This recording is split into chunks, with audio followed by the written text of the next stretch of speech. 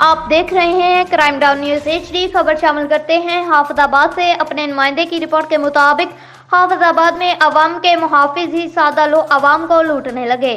हाफिजाबाद सुखे की मंडी की रहायशी खातून से DPO ऑफिस में तैनात जूनियर क्लर्क ने धोखाधड़ी से मुबैना तौर पर 15 लाख रुपए बटोर लिए। हाफिजाबाद DPO ऑफिस के जूनियर क्लर्क ने बेटे को पुलिस में थानेदार भर्ती करवाने की गरज से हमसे 15 लाख बतौर रिश्वत वसूल किए। मुतासरा खातून हाफिजाबाद कई अरसा गुजरने के बाद भी जूनियर क्लर्क कासम रियासत ने बेटे को पुलिस में थानेदार भर्ती न करवाया और न ही रकम वापस। हाफिजाबाद कासम रियासत से रकम वापस करने का मुतालबा करते तो आगे से संगीन नताइज की धमकियां और गालियां देता था। मुलजिम कासम रियासत के खिलाफ एंटी करप्शन में जुर्म साबित होने पर मुकदमा दर्ज।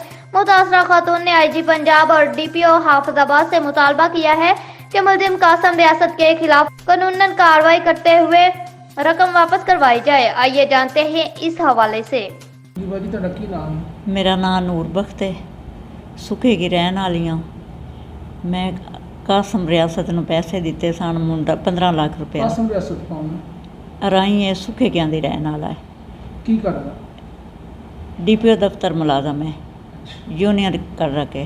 ਠੀਕ ਇਹਦੇ ਯਕੀਨ ਤੇ ਪੈਸੇ ਦਿੱਤੇ ਸਨ। ਕੁਛ 6 ਮਹੀਨੇ ਸਾਲ ਮੈਨੂੰ ਇਹ ਲਾਰੇ ਲਾਂਦਾ ਸੀ। ਕਾਹਦੇ ਪੈਸੇ ਦੇ ਸਨ? ਮੁੰਡਾ ਭਰਤੀ ਕਰਵਾਉਣ ਵਾਸਤੇ, ਮੇਰੇ ਮੁੰਡੇ ਦੀ BA ਤਾਲੀਮ ਹੈ। ਠੀਕ ਹੈ। ਤੇ ਉਹ ਜਿਹੜਾ ਕਾਹਦੇ ਵਾਸਤੇ ਕੀ ਭਰਤੀ ਕਰਾਉਣਾ ਸੀ ਤੁਸੀਂ? ਥਾਣੇਦਾਰ। ਅੱਛਾ, ਫਿਰ ਕੀ ਹੋਇਆ? ਫਿਰ ਉਸ ਤੋਂ ਬਾਅਦ ਨਾ ਉਹਨੇ ਭਰਤੀ ਕਰਵਾਇਆ, ਨਾ ਉਹ ਪੈਸੇ ਦਿੰਦਾ ਸੀ ਤੇ ਬਦਤਮੀਜ਼ੀ ਕਰਦਾ ਸੀ। ਉਸ ਤੋਂ ਬਾਅਦ ਮੈਂ ਉਹਦੇ ਤੇ ਦਰਖਾਸਤ ਦਿੱਤੀ ਸੀ ਐਂਟੀ ਕਰਪਸ਼ਨ। ਠੀਕ ਹੈ। ਸਾਡਾ ਸਾਲ 2 ਸਾਲ ਕੇਸ ਚੱਲਦਾ ਰਿਹਾ ਹੈ। ਠੀਕ ਹੈ। ਕਾਫੀ ਦੇਰ ਹੋ ਗਈ ਹੈ। ਹੁਣ ਤੁਸੀਂ ਕੀ ਚਾਹੁੰਦੇ? ਮੈਨੂੰ ਇਨਸਾਫ ਚਾਹੀਦਾ ਹੈ। ਨਾ ਮੈਨੂੰ ਉਹ ਪੈਸੇ ਦਿੰਦਾ ਹੈ ਤੇ ਨਾ ਹੀ ਕੋਈ ਉਹਨੂੰ ਪਕੜ ਰਿਹਾ ਹੈ।